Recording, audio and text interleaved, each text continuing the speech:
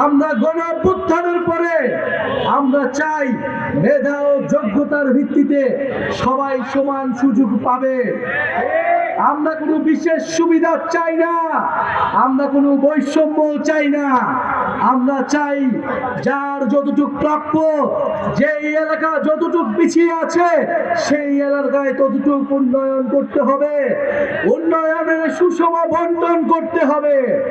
আমরা জানি এই বগুড়া একটি ঐতিহাসিক অঞ্চল। এই মহস্থানগড়, এই পুণ্যনগর থেকে বঙ্গ সভ্যতার যাত্রা শুরু হয়েছিল। আজকে যে সভ্যতার পাদস্থলে আমরা দাঁড়িয়ে আছি, কিন্তু দুঃখের বিষয় এই এলাকা দেখলে কেউ বলবে না এইখানে একসময় সভ্যতার সূতিকাগার ছিল। এই এলাকা একসময় শিক্ষা দীক্ষা জ্ঞান বিজ্ঞানে পুরা পৃথিবীর মধ্যে একটি বিশেষ এলাকা হিসেবে পরিচিত ছিল। বান্ডেল থাকলে প্রতি সেনমানিতে টাকা বাঁচবে। বিকাশ সেনমানি বান্ডেল কিনে জিতুন প্রতি লেনদেনে। আমরা বগুড়ার সেই হারানো ঐতিহ্য ফিরিয়ে আনতে চাই, হারানো ইতিহাস সংস্কৃতি ফিরিয়ে আনতে চাই। প্রিয় বন্ধুগণ, আমরা দেখতে পাচ্ছি বগুড়া এলাকার যে সিটি কর্পোরেশনের কথা থাকলে বগুড়া এলাকার অপরিষ্কার অপরিচ্ছন্নতা এখানে নাগরিকদের ভোগাচ্ছে, নাগরিকরা নানান সুবিধা থেকে বঞ্চিত হচ্ছে।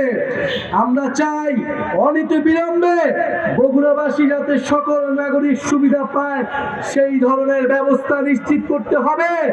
জাতীয় নাগরিক পার্টি বগুড়াবাসীর সকল নাগরিক সুবিধার জন্য লড়াই করবে।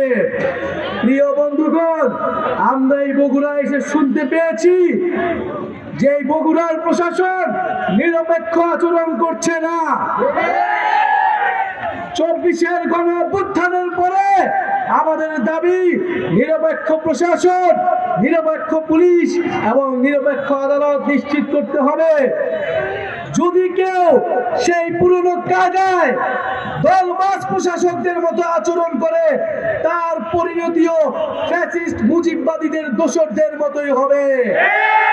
দেখেন 18 সালের যারা ডিসি ছিল, যারা ভোট ডাকাতি করেছিল তাদের কি পরিণতি হয়েছে। যারা 18 সালের নির্বাচনে নির্বাচন কমিশনার ছিল তাদের কি পরিণতি হয়েছিল। এই দিন নয়, দিন কিন্তু সকলেরই আছে। এই গণ অভ্যুত্থানের 1 বছরের মধ্যে যদি আপনারা ভুলে যান ছাত্র জনতার ক্ষমতা কতটুকু, তাহলে আপনারা আবারও ভুল করছেন। এই বগুড়ায় কোনো দলবাজ প্রশাসকের, কোনো দলবাজ পুলিশ অফিসারের স্থান হবে না।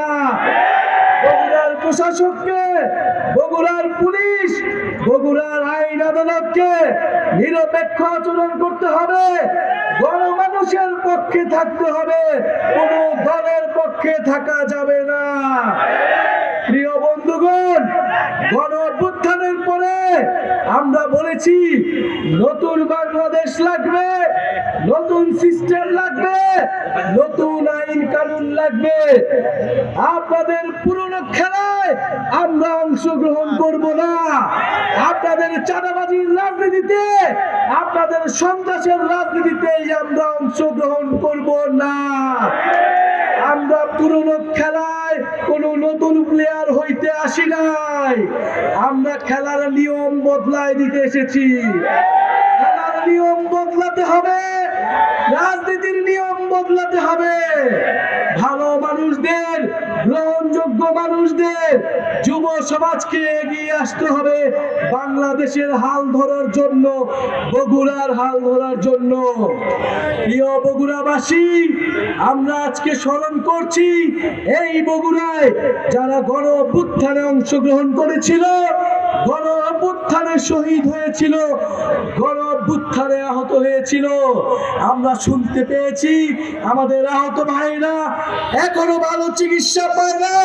এটা হতে পারে না। গণ অভ্যুত্থানের 1 বছর পূর্ণ হয়েছে, অনতিবিলম্বে আমাদের আহত ভাইদের চিকিৎসার ব্যবস্থা করুন, শহীদ পরিবারদের পাশে দাঁড়ান, তাদের মর্যাদা দিন।